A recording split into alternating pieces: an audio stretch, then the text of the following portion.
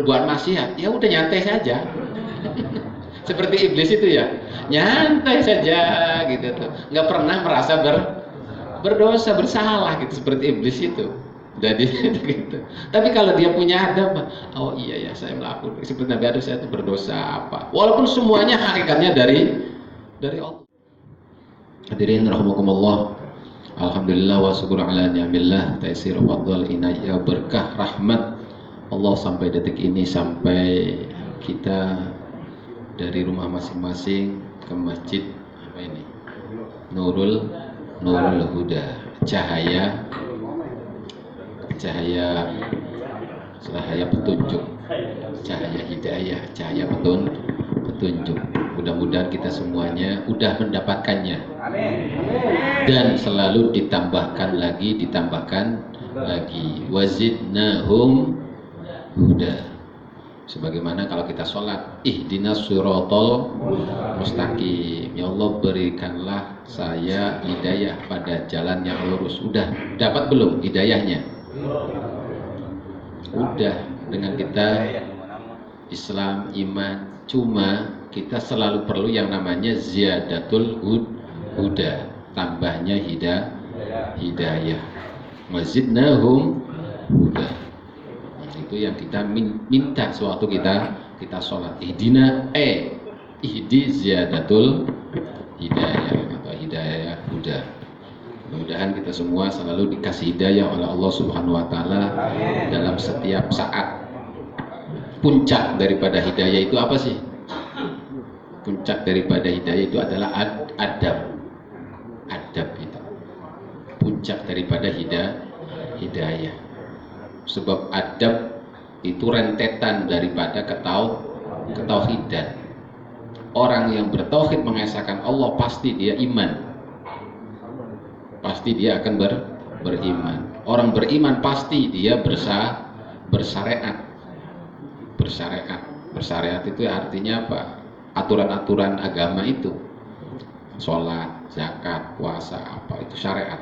Orang yang bersyariat itu harus beradab. Nah, itu puncak daripada ketauhidan. Maka kita kejar daripada agama ini bagaimana kita jadi orang yang beradab. Pancasila keberapa itu?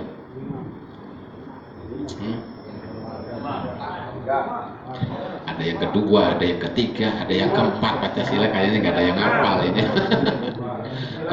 Kemanusiaan yang adil dan itu Pancasila keberapa? Kedua itu. Ketiga, ada keempat.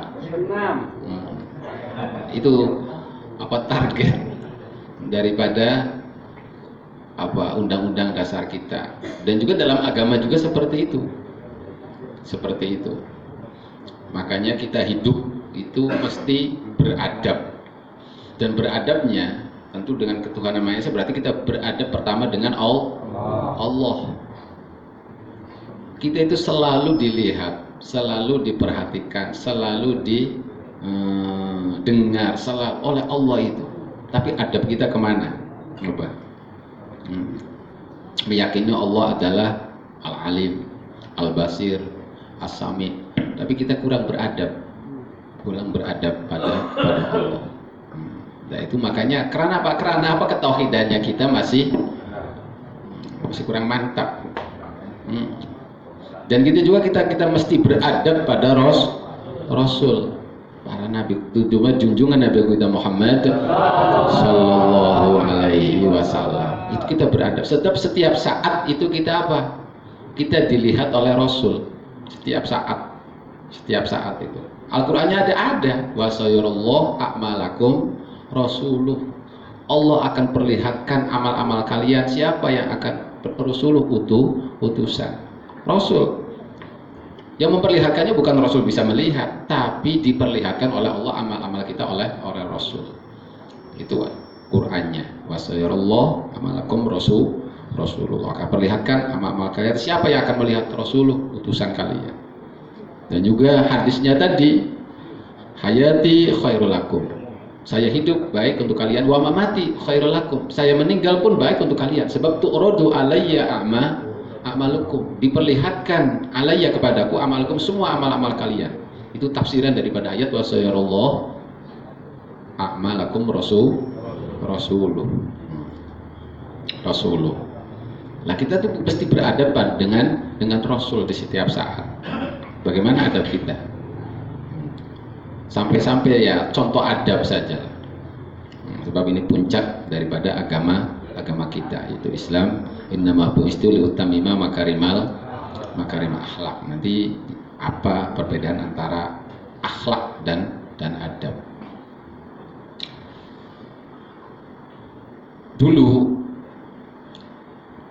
zaman Utsmaniyah, Ottoman lah kalau bahasa itunya, sejarah Ottoman. Belum lama itu, habisnya Ottoman itu. Belum 200 tahunan. Itu tidak ada orang yang berani mengatakan usia saya melebihi Rasul. Usia saya, umpamanya usianya berapa? 65. Saya mah udah lebih. Itu tidak ada yang berani karena adabnya pada Rasul. Jadi kalau usiamu berapa? Usianya 70. Umri qad jawazal had. Usiaku telah melewati batas. Tidak berani mengatakan usia saya melebihi usia Rasul, itu tidak berani, itu kurang adab itu. Kurang adab. Usia saya melewati kecil. Jadi bahasanya itu qad jawazat umri had. Al-had, saya telah melewati batas. Umurku telah melewati batas. Ya, standarnya itu batasnya itu batas umur. Oh, berarti kalau umurku telah melewati batas, oh berarti melebihi umur isinya umur Rasul. Tapi untuk mengatakan saya mah, kalau bahasa sekarang itu apa ya? Bonus ya. Bonus. Nabi nggak ada bonusnya berarti. Kita mah dikasih bonus. Nabi dikasihnya pas-pasan saja. Nabi mah dikasihnya pas-pasan, nggak bonus. Kita mah dikasih bonus. Aduh, hebat pisan ini. Iya. Itu zaman dulu mah nggak berani, masalah umur saja. Gitu. Abbas, siapa tuh Abbas amun Nabi? Pamannya Nabi. Pamannya Nabi kalau ditanya, umruk akbar min umrin Nabi. Wahai Abbas, umurmu lebih tua, akbar itu berarti lebih tua ya, dari umur Nabi. Beliau itu tidak pernah berani mengatakan usiaku akbar minan Nabi, umurku lebih tua. Sebab selisih Nabi dan Abbas itu 15 tahun. Jadi lebih 15 tahun Nabi lahir, terus sahabat Abbas pun meninggalnya sehabis wafatnya Nabi.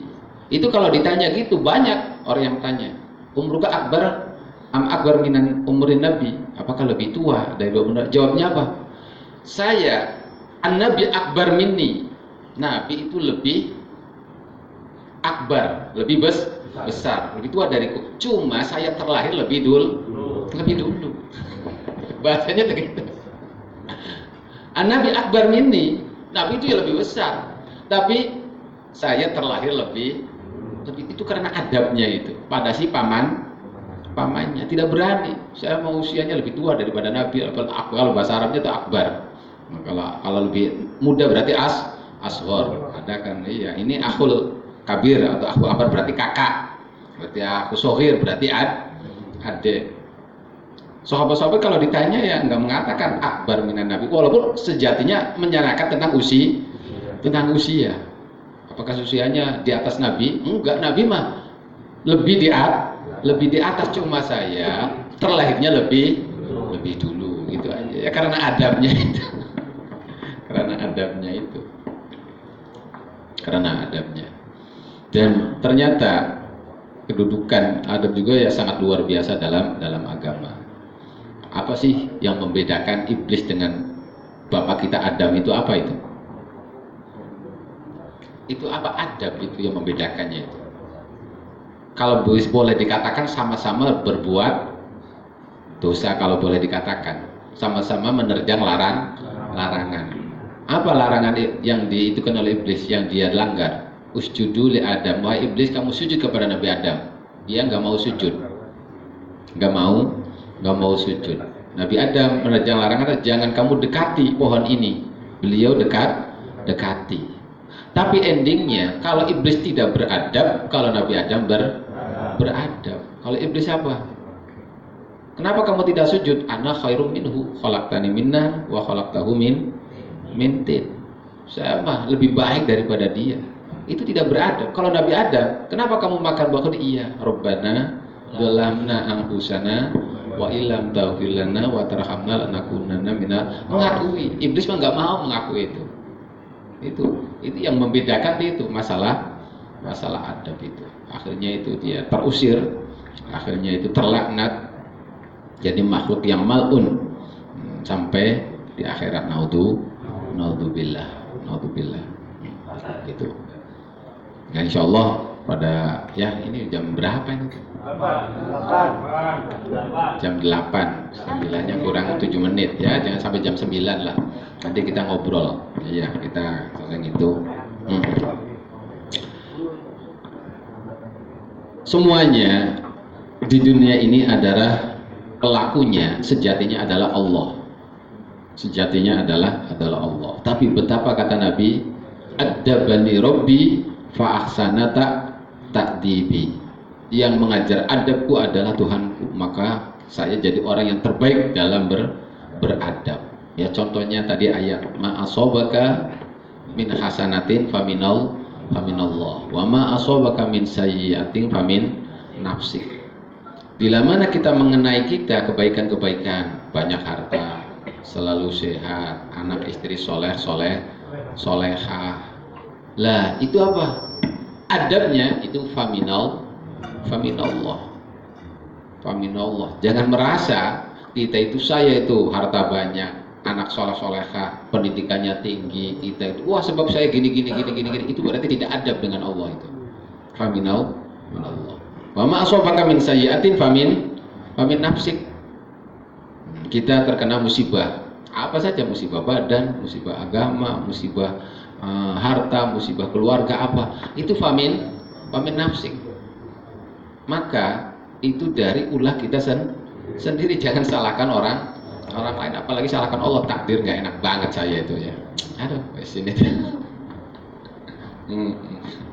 Wa ma asabaka min musibatin famin nafsik. Min wa ma asabaka min musibatin apa? Wa yafu an katsir, itu ayatnya. Min sayyi'atin nafsik wa yafu an katsir. Nah, itu tentang masalah bagaimana Allah ajarkan kepada Nabi adab yang luar biasa. Adab yang luar biasa. Yang namanya adab itu Nabi dalam Al-Quran, wa innaka la'ala khuluqin adim. Engkau itu sungguh di atas akhlak yang agung. Kenapa pakainya itu adim bukan karim? Kalau hadis apa? Innama biustil utammima maka rimal akhlak. Makanya makarim, akhlak yang mulia. Tapi dalam Al-Quran, wa innaka la'ala khuluqin adim. Pada khuluq itu, akhlak itu jamak, khuluq itu jamaknya akhlak. Tapi dalam hadis karim, tapi dalam Al-Quran Nabi, akhlaknya Nabi itu adim. Kenapa beda? Sebab ya Nabi itu beda dengan kita jauh. Kalau kita mau udah akhlaknya akhlak karimah aja lah. Kalau Nabi mah akhlaknya bukan akhlak karimah, tapi akhlak adimah, akhlaknya itu. Dan itu Allah sendiri yang mengatakan, la innaka la'ala khuluqin adim. Tapi kita mah dituntut makarimal akhlak, udah akhlak karimah aja. Akhlak karimah. Sebab kalau akhlak adimah, akhlak yang agung, berarti dengan akhlaknya yang luar biasa disertai, umpamanya itu orang yang pinter, kaya, tapi luar biasa akhlaknya. Mulai itu baru itu namanya adim. Kalau kita mah ilmu tidak punya, kaya tidak punya, tapi akhlaknya baik, lah itu berarti akhlak karim. Standar kita mah. Ini mau orang hebat, akhlaknya luar biasa. Itu Nabi, orang yang luar biasa tapi akhlaknya luar biasa. Makanya Al-Qur'annya wa innaka la'ala khuluqin adim, bukan wa innaka la'ala khuluqin karim. Walaupun ya pada sama-sama mim khuluqin adim. khuluqin karim, Pak, sama gitu. Lah, tapi Nabi untuk kita nama istilah utami makarimal akhlak. Udah kita yang berakhlak yang karim. Jadi tidak ada alasan. Yang paling berat itu jadi orang besar tapi dia berakhlak beradab luar, itu paling berat itu tuh. Jadi majikan, ya, jadi bos tapi akhlaknya luar biasa, itu berat itu. Biasanya berbeda kalau jadi bos, jadi majikan apa gitu tuh. Melihat biasanya, tapi Nabi makhluk yang termulia, tapi tawaduknya tidak ada yang tawaduknya seperti Nabi. Mulianya tidak ada kemuliaan seperti Nabi, ketawaduannya tidak ada ketawaduan seperti Nabi. Siapapun tawaduk manusia pasti ketawaduannya di bawah Nabi. Lah itu kan dengan ketinggian derajat yang paling tinggi, tapi dengan ketawaduan yang tidak bisa dilebihi oleh orang lain. Ya pantas bahasanya Allahnya wa innaka la'ala khuluqin adzim. Dan makanya tentang apa yang disabdakan oleh Nabi itu ya kita harus paham betul, dan tentu untuk pemahamannya kita dengan apa-apa yang diuraikan, yang ditafsirkan oleh ulama. Dalam satu waktu Nabi pernah, kan sahabat kan ada sahabat muhajirin, ada sahabat ansor. Sahabat ansor itu pemimpinnya namanya Sa'ad, sahabat Sa'ad. Kalau ada orang ansor lagi duduk-duduk, ada sahabat Sa'ad datang, kumu li sayyidikum, kata Nabi itu, kumu li sayyidikum, kamu berdiri, itu ada pemimpin kalian, suruh berdiri. Sahabat-sahabat ansor itu kumu li sayyidikum. Tapi Nabi sendiri la tusayyidu, jangan kamu mensayyidkan aku. Tapi Nabi ngomong pada sahabat ansor, kumu li sayyidikum. Nabi waktu sahabat-sahabat duduk, Nabi datang, semuanya berdiri. Kata Nabi, la takumu ijlisu, kamu jangan berdiri, duduk saja. Ini gimana ini? Ya kan gimana? Waktu ada sahabat ansor suruh berdiri, bahasanya Nabi sayyidkum li sayyidikum. Tapi Nabi sendiri sayyidus sadat, Nabi itu sayyidnya para sayyid. Sahabat kedatangan beliau berdiri malahan dilarang. Ini gimana gitu? Lah, itu bentuk bukan jadi dalil, tapi itu bentuk dari ketawaduan beliau yang luar biasa gitu. Nantinya jadi tabrakan. Jadi tabrakan itu. Nabinya sendiri tidak menyuruh saya untuk mensayyidkan. Tapi kenapa Nabi ngomong sama orang ansor, kumu li sayyidikum. Ini tabrakan. Oh, kemana larinya? Perintah kadang-kadang kalah itu dengan adab itu.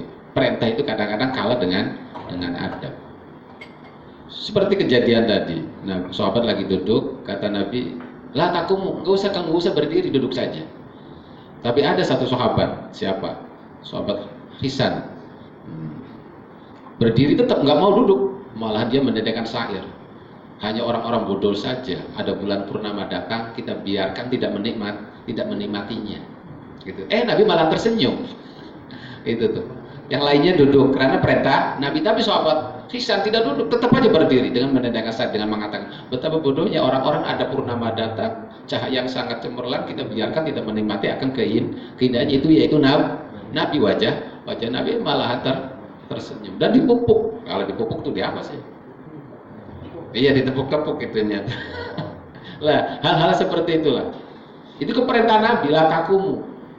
Tapi dengan dia tidak menuruti, dasarnya ada. Ya tidak masalah. Gitu. Dan untuk kita masalah adab itu memang awalnya itu dari ketauhidan yang mantap. Kita tadi cerita tentang Daulah Utsmaniyah. Itu kalau dalam itu kan wasultanuhu bisyam. Apa tuh? Mauliduhu bi Makkah wa hijratuhu bil Madinah wa sultanuhu bisyam. Itu adalah banyak menafsirkan hadis itu. Wa sultanu bisyam itu adalah Utsmaniyah. Sebab zamannya Utsmaniyah itu adalah ahli sunnah wal jamaah dan hampir menguasai 2/3 dunia Islam itu. Hampir. Dan apa? Karena apa? Sudah dietikan oleh Nabi bahwa karena awal pendiri dinasti Utsmaniyah itu adalah orang soleh, namanya Jenderal Utsman. Namanya Jenderal Utsman. Jenderal Utsman itu suka akan jihad. Pernah dalam satu waktu dia mampir di suatu perkampungan, ada tokoh agama, akhirnya dijamu, akhirnya dipersilahkan, karena ini jenderalnya siapa? Ini Utsman katanya. Dipersilahkan dikasih kamar khusus. Lah, akhirnya waktunya istirahat suruh tidur. Dipersilakan satu kamar, prajuritnya malah di luar. Pas di kamar ada Quran di atas. Dia itu tidak berani tidur, berdiri saja sampai subuh, sampai subuh. Sampai tokoh agamanya datang, lagi berdiri sambil tidur berdirinya itu. Kamu nggak tidur, saya udah tidur. Kenapa kamu itu disiapin itu kalau ininya spring bed yang indah? Enggak. Kalau saya tidur, saya tidak adab dengan Al-Quran ada di situ. Kok kita enak-enakan tiduran? Kita tidak beradab banget. Gitu. Saya tidak beradab dengan Al-Quran. Ada Al-Quran di kamar, saya malahan tidur. Apa nikmat? Itu kan kalau pikiran kita kan gimana ya? Itu karena ketauhid jamaah, akhirnya ini orang yang tauhid jamaah, akhirnya langsung diambil mantu. Akhirnya jadilah pemimpin Islam dunia itu tuh akhirnya. Seperti ayah Salahuddin Al-Ayyubi itu turunannya itu luar biasa. Itu karena adabnya. Dan memang tidak bisa pakai nalar yang namanya adab itu. Sahabat Abu Bakar imamin tuh, Nabi lagi sakit, suruh imamin sahabat Abu Bakar. Itu kan perintah Nabi. Tapi kenapa sahabat Abu Bakar tidak mau? Itu perintah Nabi kan wajib. Tapi kenapa dia tidak mau?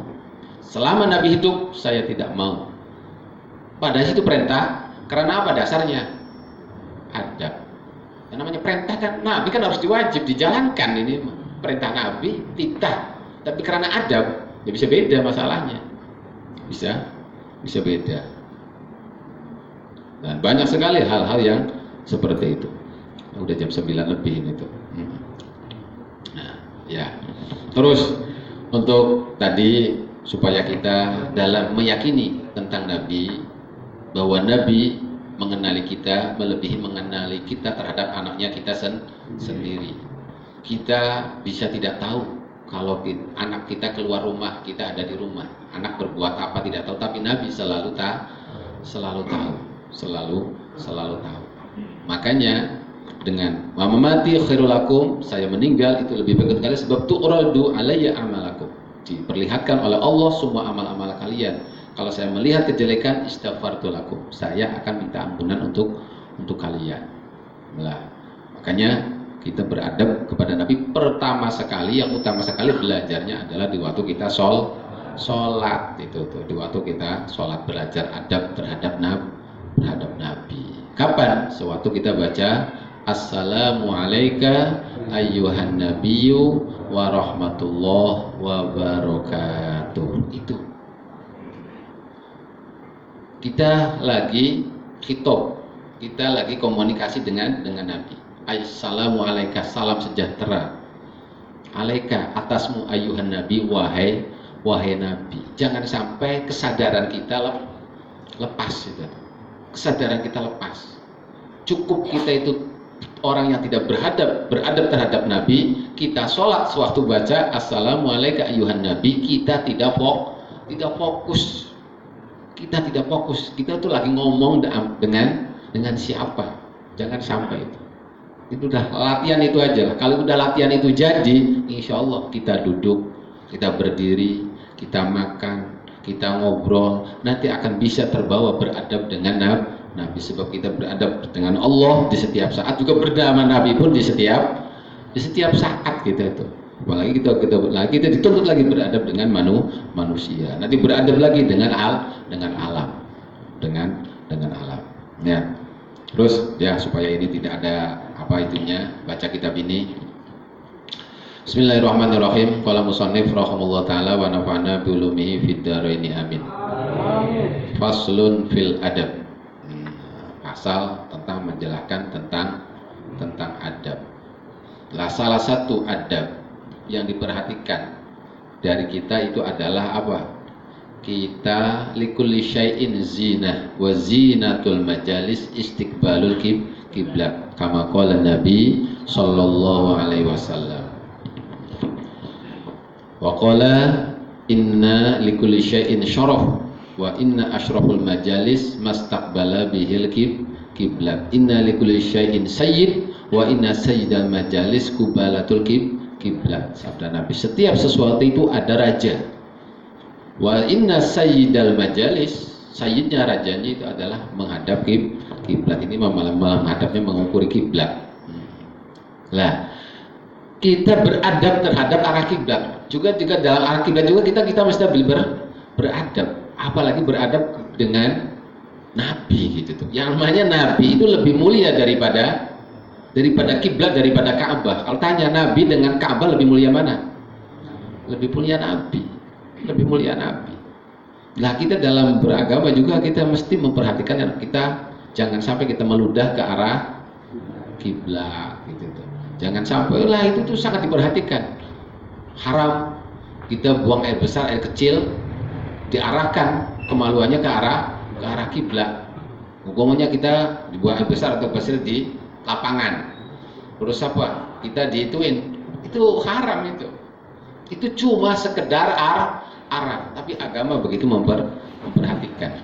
Itu sekedar arah, apalagi tentang masalah Nabi Agung kita Muhammad sallallahu alaihi wasallam. Maka yang mesti kita itukan beradab itu dimulai dari ketauhidan. Dari ketauhidan timbul keimanan, dari keimanan ada syariat, dalam syariat itu ada adab, dan itu puncak daripada kita beragama. Syukur-syukur apa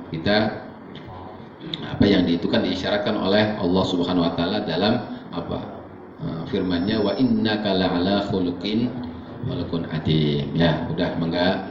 Hanya malam ini kita mengkaji tentang ayat-ayat Allah, tentang hadis-hadis Rasulullah SAW, juga tentang makalah-makalah para ulama. Dan sedikit banyak kita dapat banyak hidayah, dan kita tambahkan tentang adab kita terhadap Allah, terhadap Rasul, dan juga terhadap semua makhluknya. Sebab amalan tertinggi nanti di akhirat itu adalah adab. Artinya apa? Yang membuat besar timbangan itu, besar timbangan amal di sana itu adalah adab itu. Akhlak. Cuma bedanya kalau akhlak itu adalah sifat rosikhoh, sifat yang mendarah daging. Tapi kalau adab itu adalah ma'rifah. Ibaratun ammarifati ma yataharraju bihi an jami' anwa'il khoto, pengetahuan yang dengannya kita terhindar dari semua kesalahpahaman, dari segala kesalahpahaman. Dan itu diawali dengan apa? Sifatun rosikhoh. Jadi Nabi itu adalah ahsanul khalqi khalqan wa khuluqa, dan khuluknya adalah khulukun adim. Ya, enggak, supaya enak kita bisa itu.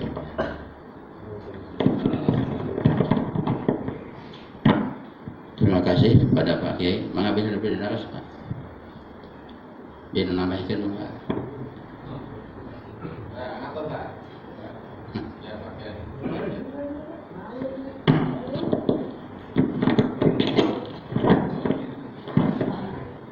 Punten badhe tumaros mengenai tauhid tadi, terus dijelaskan syariat sareng imannya, terus ke ujung-ujungnya pangkalna adab. Bagaimana kita bisa beradab, Kiai, sementara kita itu dengan pengetahuan yang sangat sedikit sekali, pengetahuan tentang tauhid sedikit, tentang syariat, wah bagaimana itu? Udah gitu aja.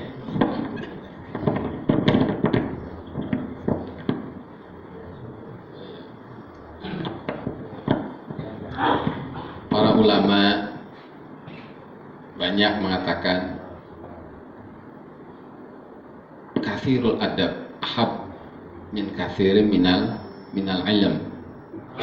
Kita beradab lebih saya sukai daripada banyak ilmu. Iblis ilmunya banyak nggak itu? Banyak, iya. Buatnya malaikat iblis itu ilmunya banyak, cuma kurang adab satu itu. Apa adabnya? Istakbar, aba wastakbar, enggan sujud, sombong. Ciri orang yang paling tidak beradab itu orang yang sombong gitu ya. Itunya tentaranya. Itu. Iya, itu tuh. Ya itulah, gitu tuh. Keilmuan mah luar biasa gitu tuh, keilmuan sampai ya malaikat-malaikat pun ya hormat kepada iblis itu. Tapi karena tidak adanya semuanya hancur. Ya coba aja lihat, kita ada orang pinter, orang kaya, orang itu umpamanya tidak ada adab aja udah kayaknya tuh. Iya. Iya. Lihat tadi, adab itu puncak daripada awal daripada ketauhidan. Kita bisa beradab sama Allah. Itu awalnya bagaimana kita bertauhid terhadap Allah. Bagaimana dia beradab dengan Rasul. Itu kalau dia bertauhid, dakwanya tauhid dengan Allah, lalu iman dengan apa yang dibawa oleh yang difirmankan oleh Allah melalui Rasulnya. Jadi dia akan mengetahui tentang adabnya terhadap Rasul. Begitupun dengan semua makhluk. Makhluk itu bukan cuma manusia saja. Tapi yang namanya hewan, bahkan yang namanya benda-benda mati. Sebab mereka pun yusabbihuna lahu ma fis samawati walakin la tafqahuna tasbihahu. Semuanya bertasbih. Dan semua itu apa? Melakukan kita yang manusia itu yang mesti beradab. Jadi awalnya itu dari ketauhidan, keimanan. Imam Malik, kenal ya Imam Malik itu, gurunya Imam Syafi'i. Beliau titelnya apa, lakabnya itu? Imamu Daril Hijrah, pemimpin Imam Darul Hijrah, yaitu Madinah. Di saat ada Imam Malik tidak ada orang yang berani melakukan apapun fatwa dalam mendahului imam. Begitu sebab beliau dijuluki Imamu Daril Hijrah, gurunya Imam Syafi'i. Tapi apa? Beliau dengan kenyataan seperti itu bukan dengan keilmuannya, tapi karena adabnya. Adabnya apa? Beliau itu tidak mau membuang air besar, air kecil di Madinah, di tanah haram Madinah tidak mau. Kalau mau buang air besar kecil di keluar. Kenapa? Saya kalau buang air besar air kecil di tanah haram Madinah, saya kurang adab terhadap Nabi. Sebab Nabi di dalam tanah Madinah ada jasad. Kok saya berani buang air besar, buang air kecil, kurang adab banget katanya saya itu. Ada jasad Nabi di tanah haram Madinah, kok saya berani buang air besar air kecil. Jadi keluar beliau itu kalau mau buang air kecil, walaupun netepnya itu di Madinah. Merasa dirinya sangat tidak beradab terhadap Rasul. Akhirnya oleh Allah itu dikasih keilmuan tentang apa? Hakikat syariat, tentang ya hukum-hukum agama itu yang luar biasa. Itu karena adabnya. Ya kalau kita kan nggak kepikir ya, Ya kan memang ada WC nggak sih di Masjid Nabawi itu? Ada.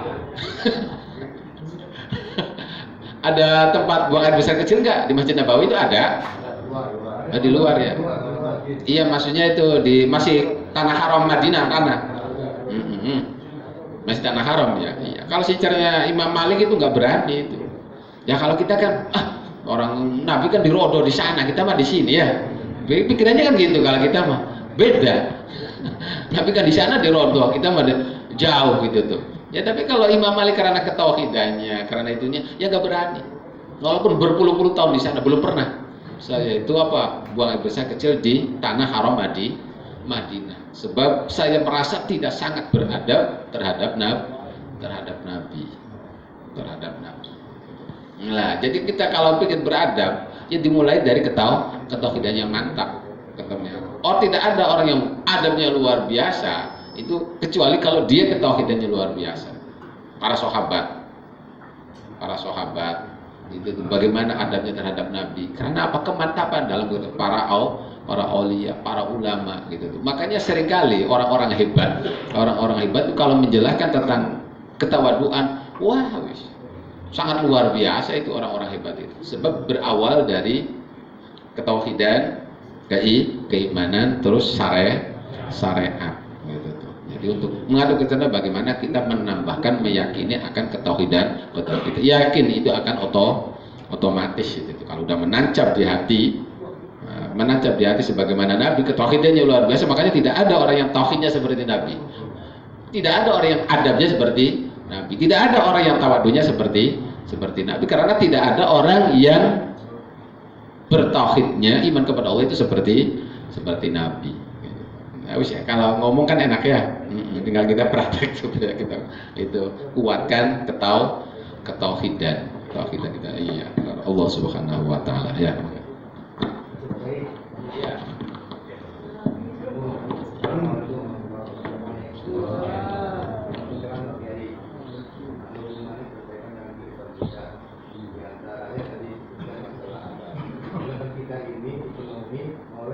yang sifatnya iblis. Ada hawa nafsu hewani, hawa nafsu air, hawa nafsu api, angin, dan segala sesuatunya yang ada di tubuh kita. Jadi bayani yang Bagaimana dalam tubuh kita ini untuk tawadu kepada Nabi Muhammad SAW supaya kita sebagai tawadu dari makhluk Allah agar sehingga jadi dinyatakan dalam al-sholat di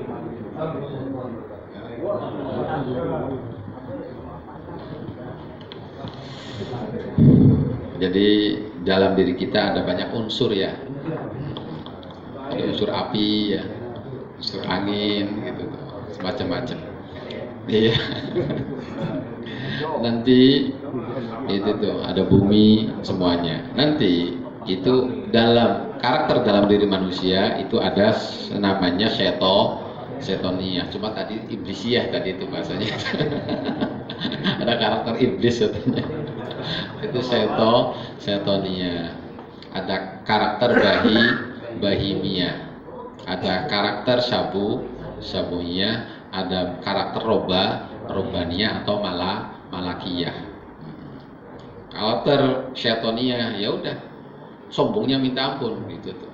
Itu karakter syaitoniyah. Selalu ingin berbuat kerusakan. Buat kerusakan. Gitu tuh. Walaupun yang namanya syaiton itu sifatnya lemah. Tapi apa? Karena di dalam diri kita itu ada sifat sabuiyah, sifat bahimiyah. Apa sabuiyah? Itu hawa nafsu. Kalau bahimiyah itu syahwat, itu bahimiyah.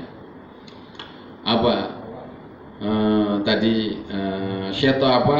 sabuiyah selalu ingin menyakiti, ingin menang, tidak mau dikalahkan, hasud. Apa itu adalah sifat-sifat sabuiyah. Yang bahimiyah itu pengennya ya memenuhi kebutuhan fisik aja, makan, minum, tidur enak, apa ya habis biologis apa itu pikirannya itu. Dan itu adalah alat yang dipakai apa? Setonia itu. Nah, nanti yang satunya adalah robania atau malakiyah. Lah inilah malakiyah lah yang mana misi daripada diturunkannya Al-Quran. Misi Allah mengutus para nabi. Bagaimana kita hidup ini yang didominankan, yang dimunculkan adalah apa? Unsur robania atau malakiyah. Lah masing-masing punya konsumsi semua gitu tuh. Masing-masing punya konsumsi semua. Lah mana yang akan itu gemuk ya tergantung kita sering kasih makan yang mana. Kalau bahimia pengennya makan aja tiap hari pikirannya makan terus, ya udah berarti yang gemuk itu adalah bahimiahnya. Iya. Kalau yang gemuk itu. Kalau kita tuh apa biasanya udah kaya raya apa dia derajatnya tinggi, ya udah pengen tidak mau dikalahkan. Berarti apa? Sabuiyahnya. Dan itu ada alat untuk syaitonnya akhirnya terjadi kerusakan di muka bumi. Dosa itu dari sana sumbernya. Lah beda kalau kita ingin berusaha untuk kita bisa hormat kepada Allah dalam setiap saat kita hormat kepada Nabi, hormat kepada manusia, kita apa? Munculkan sifat malakiyah atau robbaniyah. Itu apa? Dengan kita tambahkan ilmu, tambahkan kemarifatan, tambahkan ibadah, itulah yang akan muncul daripada sifat robbaniyah, sifat malakiyah, kemalaikatan itu, sifat robbaniyahnya. Ya, tinggal kita maunya yang dibesarkan yang mana. Ya, tergantung kita kasih makan yang mana. Makanya tuh yang namanya setan mukmin dengan setan kafir itu beda. Kalau setan mukmin itu kurus-kurus, cengking, lemes. Tapi setan kafir gemuk-gemuk, gagah-gagah. Gagah-gagah. Iya. Nah, kita punya setan kira-kiranya gemuk atau kurus kita tuh. Kalau kita sering kalah, oh berarti setan kita itu gemuk berarti. Kalau kurus, oh berarti apa? Kalau kita sering menang melawan setan, berarti setan kita kurus. Ya gampang dihitungkannya. Kita makan, tidak pernah baca bismillah, udah setannya ikut makan. Kita minum, tidak baca bismillah, ya setan ikut minum. Dia sama-sama gemuk nantinya. Kalau gitu, kita masuk ke rumah, tanpa baca doa, ya udah setannya ikut masuk. Kita masuk kamar, ya setan ikut masuk kamar. Kita gaulin istri, ya setan ikut gauli istri. Ya udah, kita gemuk kita, nggak mau gemuk. Kalau setannya orang mukmin masuk rumah, apa doanya? Itu nanti kalau dengan doa itu ngomong, kamu kenapa sih di pojok itu? Dia masuk rumahnya baca doa, akhirnya saya itu apa? Di sini kehujanan, keanginan, nggak bisa masuk katanya. Kalau orang kafir kan, wah masuk ke rumah bebas apa? Karena tanpa doa. Supaya kita kalau masuk rumah tanpa diikuti oleh setan kita, tahu doanya? Assalamu warahmatu wal barakatuh ala nabiyina wa alaina mir rabbina. Apa? Itu udah, setan itu langsung gak bisa masuk gitu tuh. Aduh, akhirnya ngomong, aduh saya tuh gak bisa makan malam ini. Aduh saya gak bisa tidur malam ini. Aduh saya tuh di luar, di pojok. Kalau kita baca itu, assalamu warahmatu wal barakatuh ala nabiyina wa alaina mir rabbina, gitu tuh. Suka gitu kalau baca masuk rumah itu. Wah, insya Allah berkah rumah itu. Assalamu, semoga salam sejahtera. Warahmatu, semoga rahmat Allah. Wal barakatuh, dan ala nabiyina, atas nabi kita. Wa alaina, dan atas saya. Mir rabbina, dari Tuhan kita. Terus kita masuk ke rumah. Oh, udah setannya ditinggal, nggak boleh masuk, nggak boleh apa, gitu. Iya, gitu. Biarin kira kehujanan, keanginan juga nggak apa-apa kan? Orang musuh kita itu. Kalau kitanya nggak baca apa-apa ya, ayo mangga, setan masuk gitu tuh. Malah dipersilahkan ini mah. Iya. Ya gitu. Ya satu lagi lah. Enggak, kayak jadi intinya kalau orang beradab sudah jelas berilmu, tapi kan berilmu belum tentu beradab. Kemudian pakai dikit, apa konsekuensi dari orang yang beradab? Apakah ada pahala yang Allah siapkan? Begitupun dengan orang yang tidak beradab, apakah Allah menyiapkan siksa? Iya, konsekuensi orang yang beradab dan tidak beradab.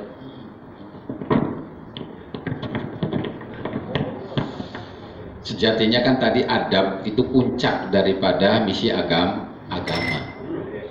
Kalau makom, adab itu adalah makomnya makom ihsan. Anta buddha ka'annaka taro. Wa illam takun taro fa innahu yarok. Kenapa kita setiap saat itu berani bermaksiat? Sebab kita itu tidak pernah merasa melihat Allah atau tidak merasa dilihat oleh Allah. Maka kita itu ya merasa tidak beradab saja. Siapa yang diadabin orang saya tidak pernah, seakan-akan tidak melihat atau dilihat. Gitu. Tidak dilihat, tidak apalagi bisa melihat. Jadi puncaknya itu adalah kita bagaimana kita itu makom ihsan, dan itu adalah sifatnya rasa. Nah, orang salah itu ada kalanya dia melakukan larangan, ada kalanya kurang adab. Yang kurang adab itu bisa sampai terjadi kekufuran. Kurang adab itu tarkul hurmah, ya. Tarkul konsekuensinya itu kita menghinakan, kurang adab terhadap Nabi kita, terhadap Al-Quran apa diinjak-injak umpamanya, itu bisa nyampe ke kurang tidak beradab. Allah dikatakan siapa salisu salah Allah itu ya akum dari lah, itu kurang beradab, maka terjadi kekufuran. Jadi kekufuran. Kalau kemaksiatan mah ya seperti bapak kita menurut waso'a adab, itu sekadar jadi contoh. Selama kita beradab melaksanakan kemaksiatan, insya Allah dia akan menyesali dan dia akan istighfar. Kalau tidak ada adab, berbuat maksiat, ya udah nyantai saja. Seperti iblis itu ya, nyantai saja gitu tuh, nggak pernah merasa berdosa, bersalah gitu, seperti iblis itu. Jadi gitu. Tapi kalau dia punya adab, oh iya ya saya melakukan seperti Nabi Adam, saya itu berdosa apa. Walaupun semuanya hakikatnya dari Allah. Dia akan menjalankan syariat dan syariatnya itu dengan adab. Bahasa walaupun Al-Qur'annya khairihi wa syarihi minallah. Bahwa takdir jelek baik itu adalah minallah. Tapi dalam Al-Qur'an Allah ajarkan ma'asobaka min hasanatin faminallah. Kalau takdir bagus ini minallah. Wa ma'asobaka min sayyi'atin famin nafsi. Kalau mengenai kita takdir jelek, ini dari saya. Itu kan bentuk daripada ada, walaupun kullum min indillah. Hakikatnya itu min indillah. Sebab khairihi wa syarihi minallah. Tapi dengan adab kita apa? Oh, saya itu apa ya? Sakit, atau saya itu apa? Dalam umpamanya usahanya seperti ini, tidak pernah, dia selalu melihat dirinya sendiri. Itulah akan konsekuensi kalau kita beradab, apapun yang kita lakukan tetap akan jadi kebaikan kalau kita masih punya adab. Makanya dalam kitab-kitab yang sifatnya bukan syariat, tapi kitab yang sifatnya tentang ihsan, makom ihsan, itu beda. Adabus sholat, adabul wudu, adabul muasyarah gitu tuh. Itu selalu dengan adab yang isinya ada yang wajib, ada yang sunnah. Beda babu sholat faslun kitabus sholat, ya udah tentang sholat. Itu fikih. Tapi kalau kitab-kitab ihsan, kitab-kitab tasawuf itu adabus sholat. Sebab yang dikajinya adalah isinya, kandungannya adalah dohir batin, yaitu dengan makom antah Buddha ka'annaka tarah wa illam takun tarah fa innahu yaroka. Makanya dalam puasanya, dalam sholatnya, dalam wudhunya, dalam tidurnya, itu tidurnya seperti itu, adabun naum. Sebab bagaimana kita tidur, bahwa kita tidur itu apa? Kita diperhatikan oleh Allah. Ya tidurnya kan gak seenaknya ya. Kita mau ke kamar kecil. Itu tuh kalau makom ihsan, ya ingat kita keluar dari kamar kecil. Alhamdulillah anil adawa. Itu kan orang beradab itu. Kalau keluar air kecil langsung aja, wah nggak ada apa-apanya itu. Pakai tangan lewat kakinya kanan kiri, nggak dipikir. Berarti ya kurang adab. Dan itu kurang seperti itu karena tidak adanya syariat, tidak adanya, kurangnya keimanan, kurangnya ketauhidan. Ya, udah hadirin rahimakumullah. Yang namanya batas adab itu tidak terbatas. Makanya kemuliaan nanti di akhirat itu bagaimana dia jadi orang-orang yang beradab. Mudah-mudahan kita semuanya itu, terutama adab kita terhadap Allah, terhadap Nabi, terhadap sesama, terhadap sesama. Dan kita yakini kita beradab kepada Allah setiap saat, juga adab kepada Nabi juga setiap saat. Belajar dari adab kepada Nabi itu dari mulai kita sholat, sewaktu kita tahiyat, baik tahiyat awal atau tahiyat akhir. Jangan sampai lisan kita mengatakan assalamualaikum ayyuhan nabiyyu wa rahmatullahi wa barakatuh, assalamualaikum wa ala ibadillahi sholihin. Kita tidak sadar lagi ngomong dengan siapa gitu. Lagi ngomong dengan siapa tidak sadar. Ya, sulit nggak kira-kira? Sulit ya. Nah, sulit. Tapi kalau tidak sulit ya kita cepat melebihi malaikat makomnya masalah. Kalau kita tidak sulit, assalamualaikum ayyuhan nabi selalu gitu tuh. Kita itu merasa benar-benar itu kita cepat melebihi makom malaikat. Yakin itu tuh, yakin.